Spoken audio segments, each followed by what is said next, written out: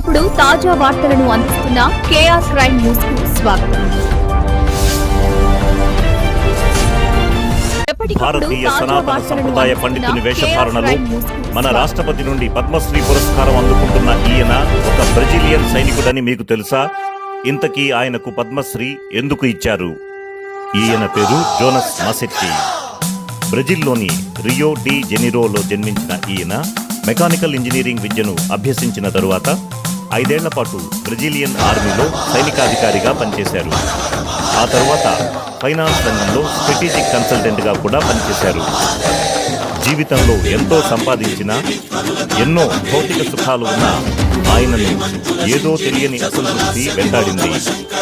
శాశ్వతమైన ప్రశాంతత కోసం తపిస్తున్న ఆయనకు భారతీయ వేదాంతం పరిచయమైంది. స్వామి దయానంద బోధనలకు ఆకర్షితుడైన జోనస్ భారతదేశం వచ్చి కోయంబత్తూరులో ఉన్న ఆర్ష విద్యా గురుకులంలో చేరారు. 4.5 ఏళ్ల పాటు అక్కడ సంస్కృతం, వేదాంతం, భగవద్గీత, ఉపనిషత్తులను క్షుణ్ణంగా అభ్యసించారు. ఈ క్రమంలో ఆయన పూర్తిగా శాకాహారిగా మారి మన సంప్రదాయ దుస్తులను ధరించి భారతీయ జీవన విధానాన్ని అలవరుచుకున్నారు. ఇక్కడ విద్యాభ్యాసం పూర్తయ్యాక బ్రెజిల్కి తిరిగి వెళ్లిన ఆయన రియో డి జెనిరో సమీపంలోని ఓ కొండ ప్రాంతంలో ఇన్స్టిట్యూటో విశ్వవిద్య అనే పేరుతో ఒక గురుకులాన్ని స్థాపించారు. అక్కడ ఆయన ఇప్పటిదాకా 150,000 మందికి పైగా విద్యార్థులకు ఆన్లైన్, ఆఫ్లైన్ క్లాసులు మరియు వేదాంత క్యాంపుల ద్వారా భారతీయ వేదాంతాన్ని పరిచయం చేశారు. మన ప్రధాని మోదీ తన మన్ కీ బాత్ కార్యక్రమంలో జోనస్ గురించి ప్రత్యేకంగా ప్రస్తావించి ఆయనని అమెరికా ఖండంలో వేద సంస్కృతికి రాయబారి అని కొనియాడారు.